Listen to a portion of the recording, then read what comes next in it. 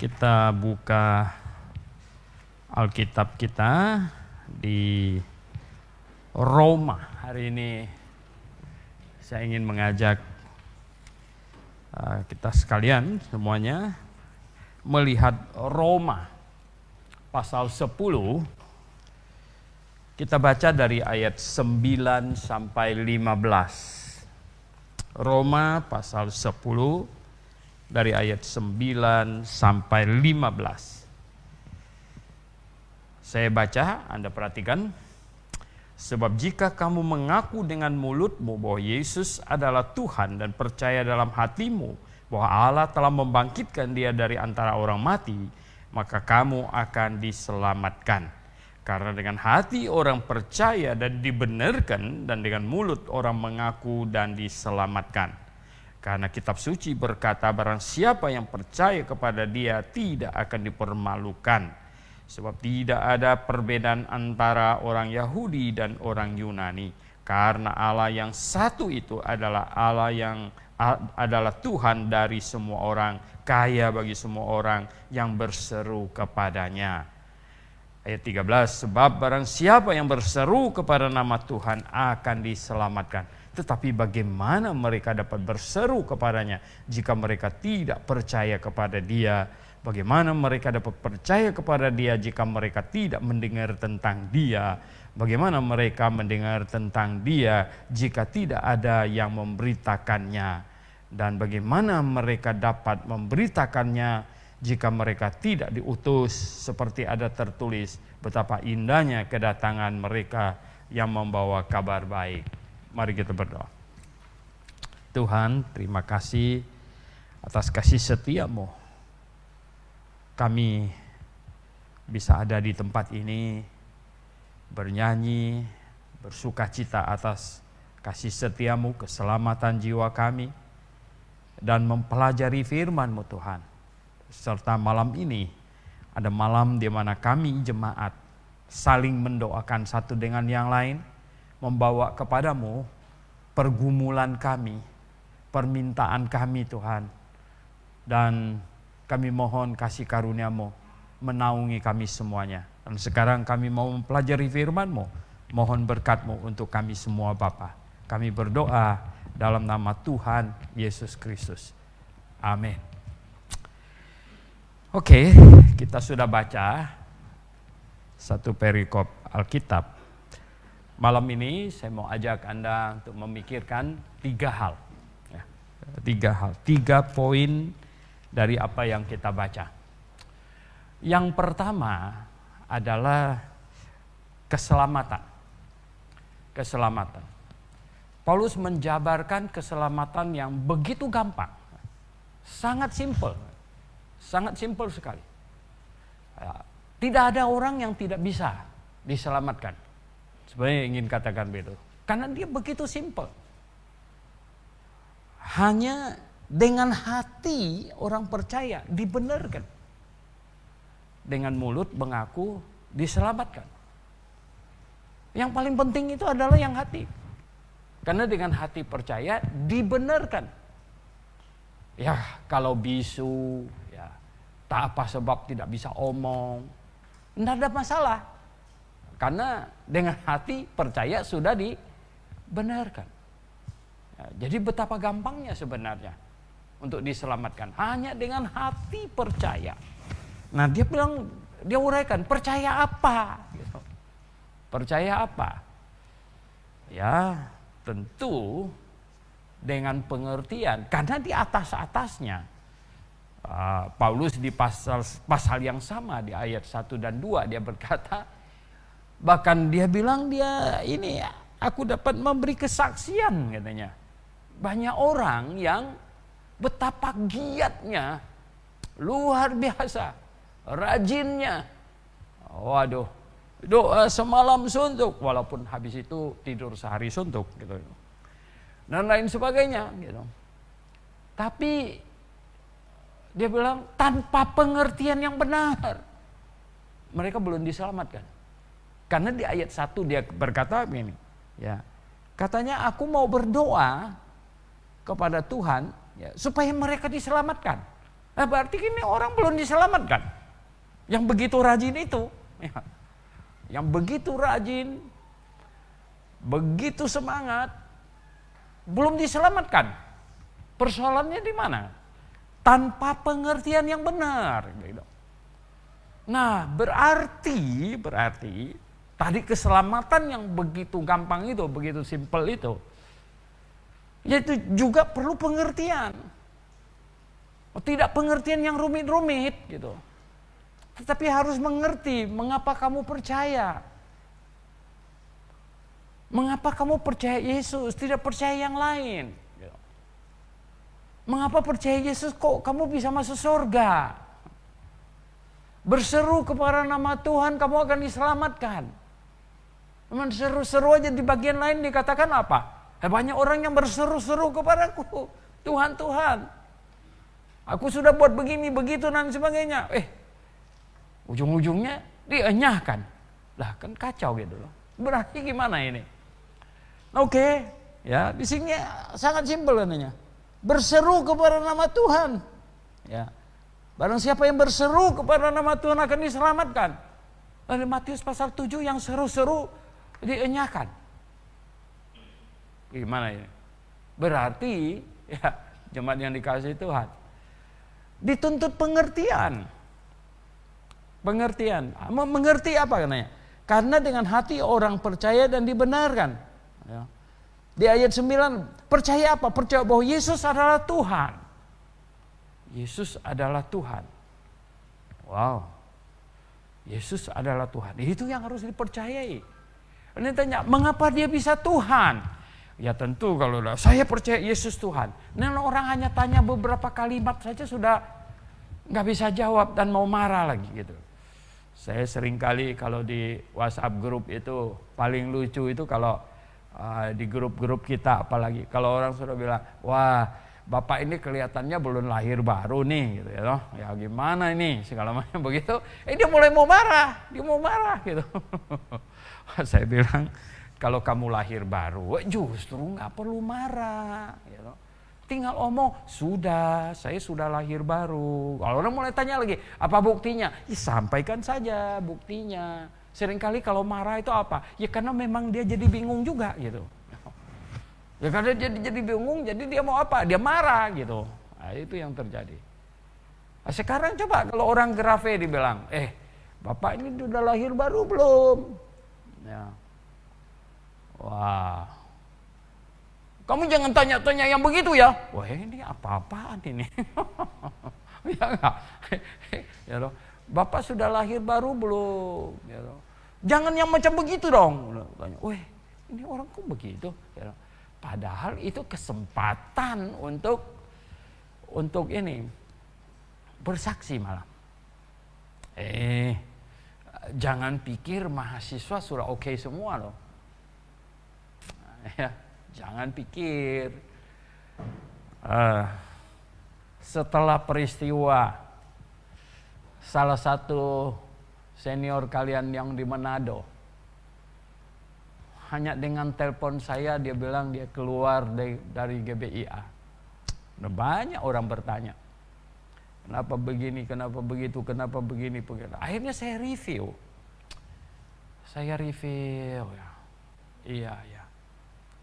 Malah pernah satu kali di ruangan doa yang kami sering pakai di situ. Dan seorang mahasiswa tanya dia sudah lahir baru belum? Dia marah besar. Dan saya ada di situ, gitu. Saya ada di situ, saya lihatin, gitu.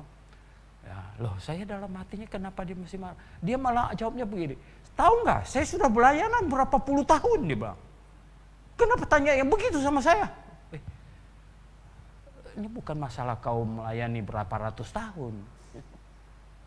Masalahnya kau sudah lahir baru apa belum? Begitu. Ya kalau sudah ya toh. Ya seperti pada waktu orang maju ke depan di sini untuk memberi kesaksian, betul nggak?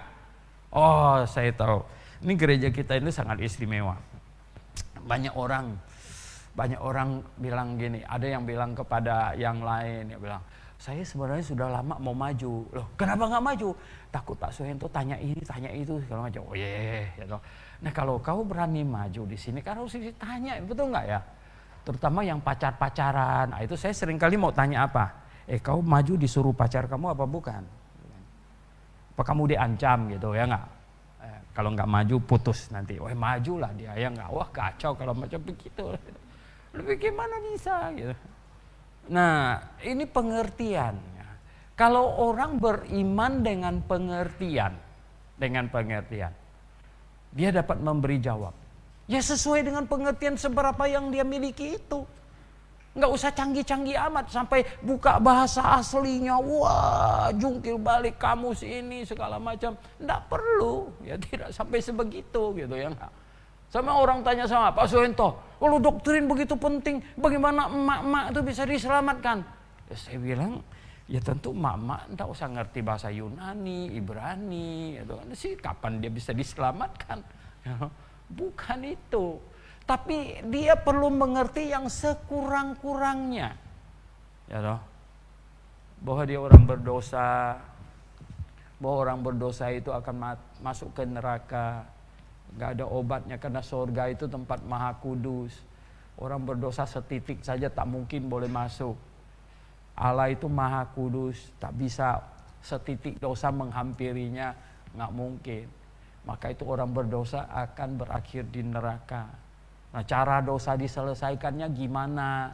Dosa hanya bisa dihukum. Nah, dihukum, tidak ada cara lain. Nggak bisa sogok malaikat, gitu. Nggak bisa pakai amal. Di surga nggak pakai timbangan. Zaman dulu timbangannya begini, sekarang digital. Ya di surga pakai timbangan apa? Gitu. Timbangan amal, ya sama dosa, tidak ada macam begitu. Dosa selesai kalau dihukum. Makanya Tuhan Yesus datang dihukumkan di atas kayu salib. Ya, itulah dosa seisi dunia ditaruh dan dihukumkan di situ. Ketika Tuhan Yesus hampir menghembuskan nafas terakhir, dia berseru dengan suara nyaring, sudah selesai. Ya, sudah selesai. Ya. Satu pekerjaan yang terdahsyat menyelesaikan dosa manusia seisi dunia selesai. Sudah selesai. Nah, setiap orang yang percaya kepadanya, yang berseru kepada namanya, yang percaya bahwa dia adalah Tuhan yang jadi manusia. Di sini ada di ayat 9 dikatakan, percaya bahwa Allah telah membangkitkan dia dari antara orang mati. Kalau percaya Yesus dibangkitkan dari orang mati, berarti percaya dia sudah mati tadinya. Kalau dia sudah mati tadinya, mati kenapa? Gitu. Oh dia mati karena dia jahat Pak. Ngawur kamu, gimana sih itu? Kenapa Yesus mati? Nah orang tahu, kenapa Yesus mati di atas kayu salib? Menanggung dosaku. Wah, mantap ini orang. Yang mantap ini. Kenapa Yesus mati di atas kayu salib? Ya. Enggak tuh karena orang Yahudinya marah-marah, teriak-teriak, demo, akhirnya dia dimatikan. Waduh, kenapa dia mati? Oh begitu ya? Wah kacau ini orang. Tidak mempunyai pengertian yang benar. Ini pengertian yang simpel, yang sederhana, yang harus difahami. Mengapa Yesus mati di atas kayu salib? Menanggung semua dosaku. Disitulah, akulah yang harusnya dihukumkan di situ. Tapi dia menggantikan aku. Oh, ya dibangkitkan, dia bangkit. Kembali ke sorga. Setiap orang yang percaya kepadanya. Yang percaya apa? Percaya itu dia sudah menanggung dosa. Saya di atas, dia sudah menggantikan saya dihukumkan. Dan saya setuju. Sekarang saya menggantikan dia hidup. Ya. Sekarang saya menggantikan dia hidup. Mau hidup berapa lama, itu urusan dia. Ya. Mau dikasih umur sampai 90 tahun, boleh juga. Asal jangan sakit-sakitan aja Tuhan, saya bilang gitu ya. Yang mau dikasih, mau cepat pergi, boleh juga. Tidak ada persoalan. Ya, itulah. Hidup sudah jadi milik Tuhan. Itu. Oke, yang pertama itu. Jadi keselamatan. Gampang sebenarnya. Keselamatan tersedia bagi semua orang. John Calvin salah total. Salah total. Masa orang dipilih-pilih masuk surga? Dari kekekalan pula. Kau masuk surga. Sisanya nggak diurus. Mana bisa begitu pula? Kacaunya bukan main-main. Gitu. Saudara yang saya kasih dalam Tuhan Yesus. Tidak begitu. Tersedia keselamatan bagi semua orang. Barang siapa yang berseru kepada nama Tuhan akan diselamatkan. Di sini kan apa nih? Barang siapa? Nona, whosoever. Barang siapa? Itu artinya apa? Enggak ada ditetapkan siapa-siapa. Ya, barang siapa? Gitu. Yang berseru. Itu yang pertama. Poin nomor 1. Nah, poin nomor 2. Nah, malam ini 3 poin. Poin nomor 2. Ini katanya kalau orang berseru, dia percaya, dia baru berseru. Nah, kalau dia mau percaya, dia nggak pernah dengar, bagaimana dia bisa percaya? Nah, ada orang bisa percaya sesuatu yang dia tidak pernah dengar gitu. Nggak ada. Ya. Orang paling bodoh aja tahu. Mana mungkin kamu bisa percaya sesuatu yang kau tak pernah dengar? Mana mungkin? Mana mungkin? Sekali orang beritakan kamu sesuatu yang, oh itu saya sudah percaya dulu. Dari mana kau dengar itu? Belum pernah dengar. Kok sudah percaya? Sudah percaya. Wah, ini masih dibawa ke dokter jiwa. Agak kacau ini dong. Enggak begitu. Sini Rasul Paulus bilang, bagaimana dia bisa percaya kalau dia tidak pernah dengar? Nah, poin nomor 2 kita apa? Perlu ada yang memberitakan. Perlu ada yang memberitakan. Sini dia. Perlu ada yang memberitakan. Ya. Sangat perlu ada yang memberitakan. Luar biasa. Saudara yang saya kasih dalam Tuhan. Beberapa minggu ini memikirkan nasib orang-orang di Afghanistan. Saya banyak berpikir, waduh, ya. Kondisi bukan cuma di Afghanistan, seluruh dunia. Ketika iblis berhasil menghantam negara yang banyak orang Kristen lahir baru, diserang sedemikian rupa sehingga mereka menjadi sempoyongan dan banyak melakukan hal-hal yang lain, sehingga energi, tenaga semua untuk pemberitaan Injil tersedot habis. Wah, sehingga apa? Pemberitaan Injil di dunia sebenarnya stagnan, saudara. Artinya yang bersifat menyeluruh itu berhenti. Berhenti. Malah mundur. Karena apa? Semakin banyak negara yang tutup pekerjaan misi, tutup, termasuk Indonesia. Tutup, ya. Tidak ada lagi kasih visa misioneri. Tidak ada lagi. Tutup. Wow. Nasib manusia yang belum diselamatkan, bagaimana bisa berseru kepada nama Tuhan? Dia nggak pernah dengar. Dia nggak pernah dengar. Wow. Satu sisi yang lain, penyesat, ya, penyembah berhala, agama yang dimunculkan oleh musuh Tuhan semuanya. Bertebaran.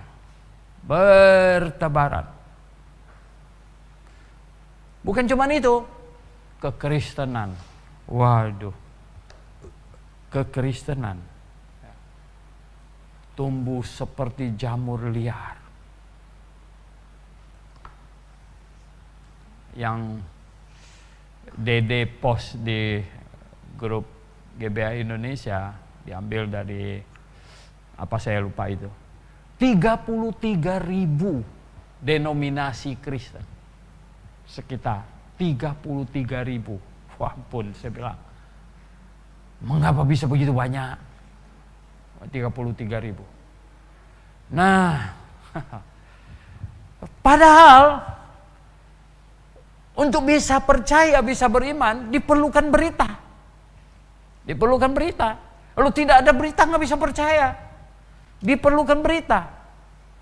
Berarti untuk punya iman yang benar, bisa berseru kepada Tuhan yang benar, diperlukan berita yang benar. Tidak mungkin bisa salah lagi. Diperlukan berita yang benar. Wow. Beritanya sekarang, wow, dahsyat sekali. Saudara yang saya kasih dalam Tuhan Yesus. Kalau kita baca di 2 Korintus pasal 11 ayat 4 di situ, Paulus marah orang Korintus, dibilang apa? Kamu kok diam aja katanya. Ketika orang datang memberitakan kepadamu Yesus yang lain. Ketika orang datang dan memberitakan Injil yang lain. Ketika diperkenalkan kepadamu roh yang lain. Kok kamu diam aja? Kamu diam aja. Mungkin jemaat Korintus. Lalu kami masih gimana? Paulus bilang apa? Masih gimana kalau gitu? Masih bagaimana? Paulus masih bilang apa? Jangan terima mereka. Dan dinyatakan malah, dikupas, dibuka bahwa itu salah. Bahwa itu salah. Saya sebenarnya kepingin cari tahu Yesus gimana yang diberitakan di Korintus yang Paulus maksudkan itu, yang Paulus marah itu, Yesus yang model bagaimana itu? Itu masih sangat awal loh. Orang-orang yang pernah ketemu Yesus segala macam itu masih hidup. Gitu. Itu saya sudah ada Yesus yang lain. Yesus yang lain.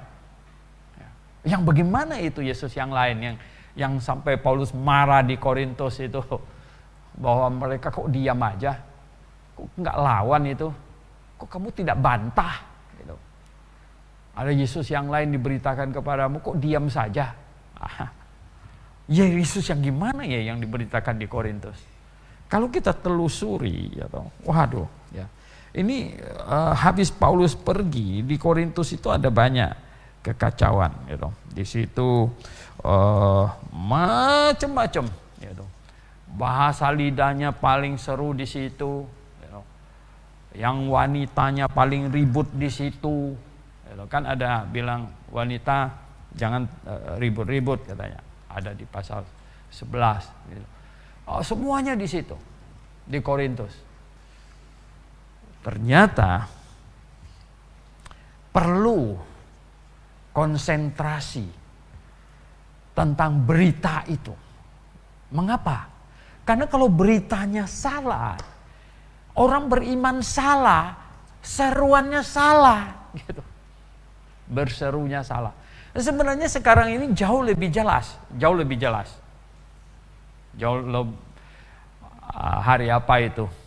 Udah mungkin hampir mau sebulan. Saya post ke Facebook dan suruh si Asri post lukisan Yesus, ada berpuluh macam muka itu. Terus tulis itu, amatilah ya, muka Yesus kamu yang mana, gitu kan. Ya. Oh, hari itu saya sibuk, bukan cuma hari itu, beberapa hari. Karena semuanya ribut, yang di Facebook, yang di WA, semuanya ribut sama saya.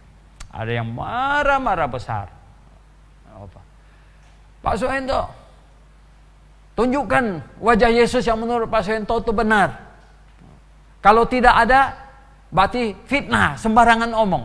Aduh, saya bilang ini orang. Justru saya bilang saya tidak tahu Yesus wajahnya seperti apa. Dan tidak ada orang tahu. Nah yang memperlihatkan wajah Yesus itulah yang sebenarnya orang yang berbuat sembarangan gitu. Wow. bintang film yang pernah memerankan Yesus, mereka kerepotan. Karena pada waktu mereka jalan-jalan lagi tidak main film, semua orang datang salam sama dia, Yesus, ya tolonglah saya. Dia bilang, saya bukan Yesus, bukan Yesus. Kacau nggak manusia? Udah jelas-jelas bintang film. Pokoknya sejak dilukisnya manusia yang mukanya seperti itu, dengan rambutnya begitu, sampai-sampai ya, di Siberia itu ada satu orang tua yang mukanya hampir mirip begitu. Ya dia sengaja piara rambut agak panjang begitu ya. Dianya Yesus. Yang saya sangat heran itu apa tahu nggak? Berapa banyak orang pergi berkunjung ke sana dan dia sengaja buat dirinya agak antik gitu. Dia tidak muncul gitu. Jadi orang berlubut situ bertunggu berhari-hari baru dia nongol. Dia nongol gitu.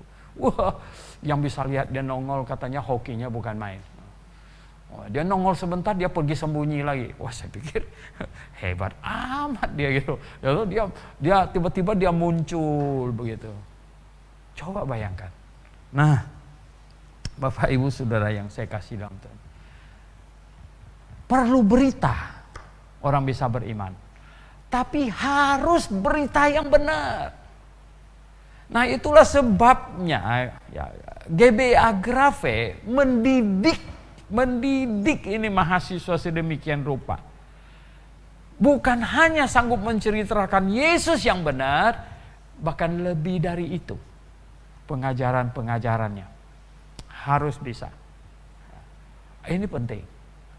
Jadi sekarang ya, itu berita yang benar yang Anda sudah miliki itu. Anda perlu keluar di sana untuk memberitakannya. Karena di sini tadi kita baca, orang tidak dengar, tidak bisa berseru. Orang tidak dengar, tidak percaya, tidak bisa seru. Nah, oleh sebab itu diperlukan Anda, nih, mahasiswa-mahasiswa. Diperlukan Anda pergi keluar berseru. Nah, ini poin 2. Udah siap belum ini? Ya. Pergi keluar, pokoknya kamu pergi keluar. Berseru. Sampaikan.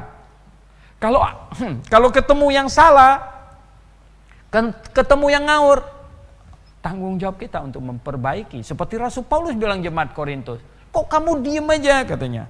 Ini katanya nih. 2 Korintus 11 ayat 4, sebab kamu sabar saja.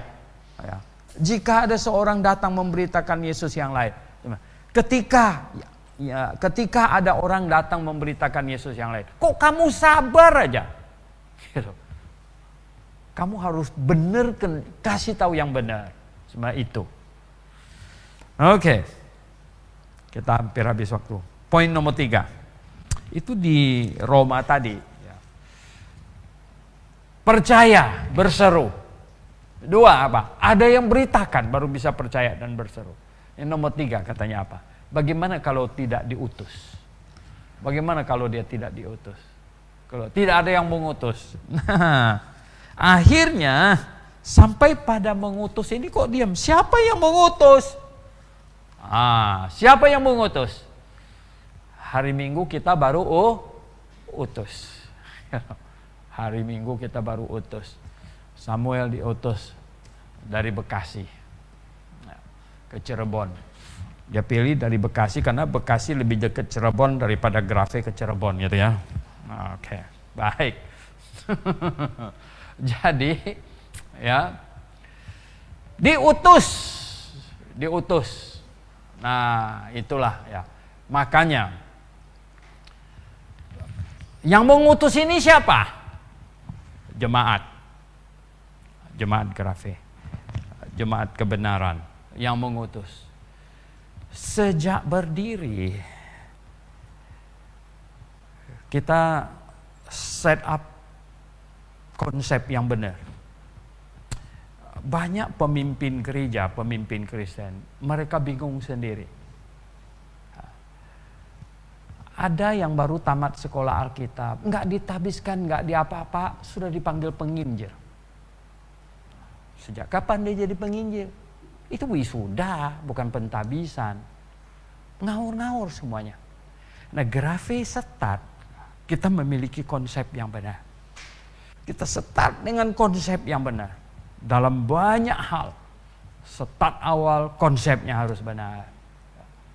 Bahwa sekolah teologi kita itu mendidik. Dialah yang mendidik. Melengkapi. Memberikan pengetahuan, keterampilan, segalanya. Kemudian, siapa yang mengutus? Jemaat. Ya. Jemaat. Sedangkan sekolah teologi itu bagian dari jemaat. Jadi yang mengutus ini adalah jemaat. Oleh sebab itu, Grave Start awal kita sudah buat. Jabatan jemaat mulai dari diaken ditabiskan. Kita tidak pakai majelis. Tidak ada di dalam. Di dalam Alkitab tuh majelis justru yang mengadili Tuhan Yesus. Yang mengadili Paulus itu majelis. Yang kita baca yang melayani di jemaat itu diaken. Ya, mereka majelis dipilih, habis dipilih sudah jadi majelis. Dikasih batas waktu. Ya. 2 tahun, 4 tahun. Ya kayak DPR aja gitu. Begitulah. Enggak. Kita bilang diaken. Diaken ditabiskan. Kemudian penginjil. Penginjil ditabiskan. Diutus menginjil keluar. Diutus. Gembala. Gembala adalah setelah yang bersangkutan punya jemaat. Dan ada sejumlah orang yang jadi jemaatnya. Dan orang yang menjadi jemaatnya itu sudah setuju bahwa dia inilah gembala saya. Kami semua setuju dia jadi gembala kami. Nah, baru ditabiskan jadi gembala. Dari start awal kita memiliki kejelasan yang paling jelas sebenarnya. Jadi, siapakah yang mengutus? Jemaat. Jemaat. Tadi pagi apa kemarin di Anda tanya, GBA menjawab itu, ribut sekali mengenai rasul. Ya rasul arti katanya secara umum itu utusan. Ya, semua orang boleh disebut rasul. Yang pergi nagih hutang diutus rasul. Tapi Paulus dan ke-12 murid itu disebut Rasul Kristus Yesus. Lihat, kamu baca semua surat Paulus. Dia Rasul Kristus Yesus. Ya. Jadi jelas, dia Rasul siapa? Rasul Kristus Yesus. Gitu. Nah, yang 7 orang kita diutus ini apa? Itu Rasul jemaat. Itu utusan jemaat. Utusan jemaat Grave. Penginjil yang diutus. Belakangan akhirnya kata rasul itu yang tadinya bahasa artinya secara umum itu adalah utusan, lama-lama ya terkristalkan menjadi jabatan dari yang diutus oleh Yesus Kristus. Mereka lah yang dipanggil Rasul Kristus Yesus, utusan Yesus. Sedangkan penginjil-penginjil yang dikirim keluar itu utusan dari jemaat. Siapa yang mengutus? Di sini dikatakan, tidak ada yang berseru kepada nama Tuhan. Tidak ada. Kalau dia tidak percaya.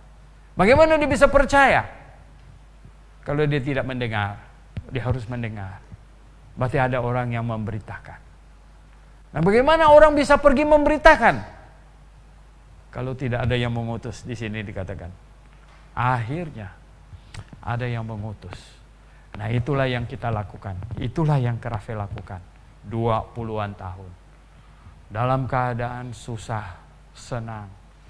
Kita betul-betul mau supaya Injil diberitakan. Sebab kita ngutus.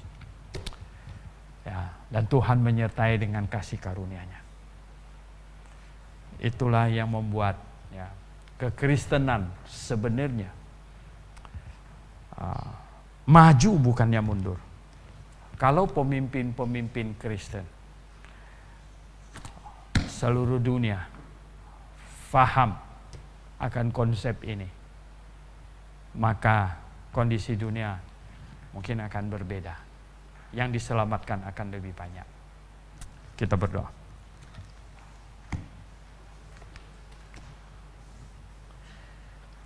Tuhan, terima kasih.